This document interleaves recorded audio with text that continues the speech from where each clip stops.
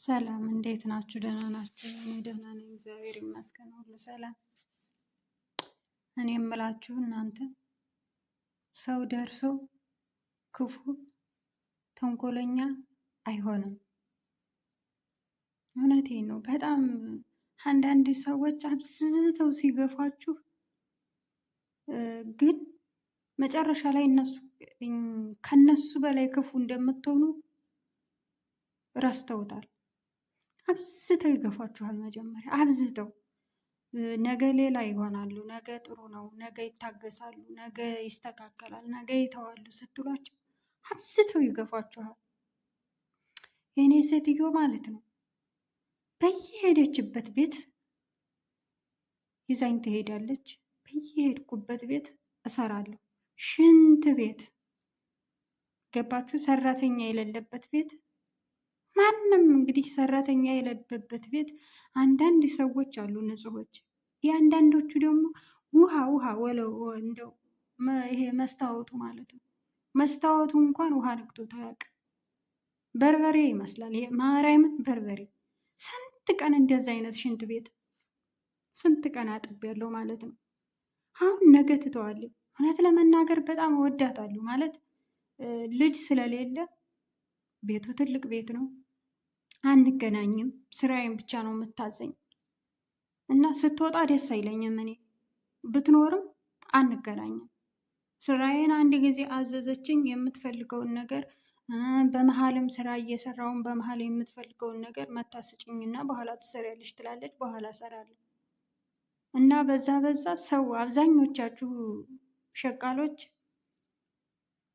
ሰዎቻችሁ ሲወጡ ነው ደስ የሚላችሁ። እኔ ግን ሲወጡ ደስ አይለኝም፣ እፈራለሁ ሲወጡ። እውነት ለመናገር በጣም እፈራለሁ። ሲወጡ እንቅልፍ አልተኛ ቁጭ ነው። መጥተው ሲተኙ ነው ልጆቹም ቢሆኑ ምንም ቢሆኑ ልጆቹ ኖረው እንኳን እሷ ከሌለች እፈራለሁ። እውነት ለመናገር ማርያምን እፈራለሁ። በቃ ግን በየሄዳችሁበት እንደ ሰው ሳይሆን የሆነ እንደ ምናምን ሲቆጥሯችሁ እንዴ ለምን? እኔ ለእነሱን አክብሬ እሷን አክብሬ በቃ አክብሬያቸው ነው በሄዱበት ተከትያቸው የሚሄደው ማለት ነው። ደስ እንዲላቸው ብዬ ነው። አንዳንድ ጊዜ ግን መጀመሪያ ግዴታ ነበር የሚመስለኝ። አላውቅም፣ እውነት ለመናገር ገና 1 ዓመቴ ነው አሁን እና ግዴታ ነበር የሚመስለኝ። በሄዱበት ሁሉ እሄዳለሁ እንደ ግዴታ ስለሚመስለኝ ማለት ነው። አሁን እያወኩ ሲሄድ ግን ግዴታ አይደለም። የሰው ቤትም ሄዶ የመስራትም ግዴታ አይደለም። እነሱ ዘመዶቿ፣ ቤተሰቦቿ የኔን እጅ ለመዱ። በቃ ስራን ለመዱ። ሲሄድ የፈለጉትን እሰራለሁ። የፈለጉትን ነገር እንደ ሌሎች ሰራተኛ ደግሞ ሰራተኛ የሌለው ቤት ነው እንጂ ሰራተኛ ያለው ቤት ብትሞት አትወስደኝም። ዘጋግተውብኝ ነው የሚሄዱት። እስከሚመጡ ስራዬን ከጨረስኩ ቁጭ ብዬ እጠብቃቸዋለሁ። እፈራለሁ በጣም። አሁን እንደዛ በጣም ሲገፉኝ በቃ ደከመኝ። እመቤቴን እግሬን አመመኝ። በቃ እግሬን በጣም አመመኝ። እግሬ ማበጥ ጀመረ። እግሬን አመመኝ። እዚህ ቆሜ ደግሞ እዛ የሰው ቤት ሂጅ እቆማለሁ። በጣም ታመምኩ እግሬ። አይ በቃ እኔ ደክሞኛል፣ እግሬን አሞኛል፣ አልሰራም አልኩኝ ስል ከኋላ የሆነው ማማት ጀመሩ፣ ማውራት ጀመሩ ስለ እኔ ማለት ነው። ክፉ ናት ምናምን ማለት ጀመሩ። እየሄድኩም እሰራለሁ እያማማኝም ማለት ነው። ግን አሁንም ከኋላ የሆነው ማውራታቸውን አልተውም። እኔን አውሬ እያረጉኝ ሄዱ። ገባችሁ? ክፉ እያረጉኝ ሄዱ። የመጨረሻ ክፉ። አሁን ከነሱ በላይ እኔ ክፉ ነኝ። መቤቴን ነው የምላችሁ። በመቤቴ ለመጣ ማለት መጀመሪያ ብዙ ታገስኳቸው።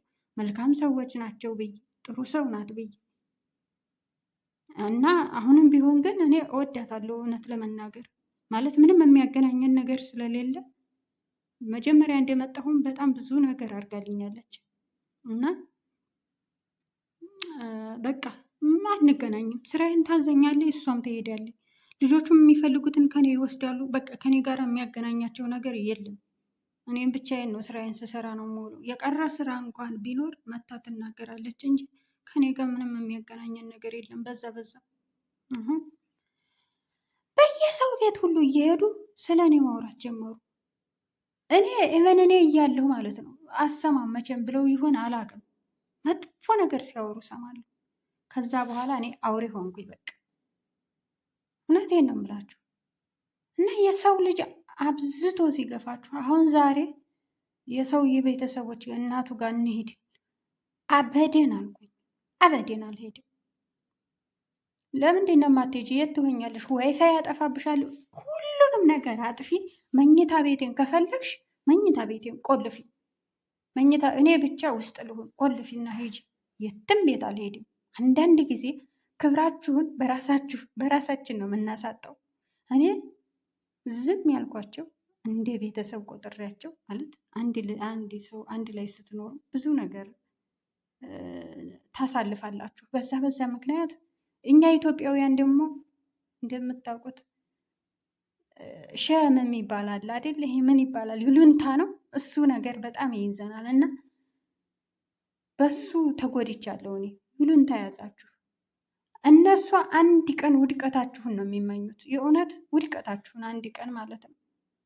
ዛሬ በቃ አልሄድም አልኩኝ። ዋይፋይ ያጠፋለሁ ምናምን፣ አጥፊና ሄጂ። አልሄድም አልኩኝ እና ውዶቻ፣ አዲስ የምትመጡ ልጆች ራሳችሁን ጠብቁ፣ መብታችሁን አስከብሩ። እውነቴን ነው የምላችሁ፣ መብታችሁን አስከብሩ። ማንም በህሊናችሁ እንዲጫወት አትፍቀዱ። ማንም ስራችሁን በስርዓት ስሩ፣ ምግባችሁን ብሉ፣ ስራችሁን ስሩ።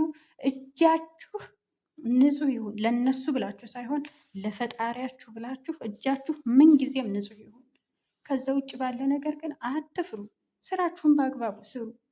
መብታችሁን ግን አስከብሩ። እውነቴን ነው የምላችሁ። እንደኔ እንዳትጎዱ፣ እንደኔ እንዳትሆኑ። በእኔ የደረሰ ማንም ላይ እንዳይደርስ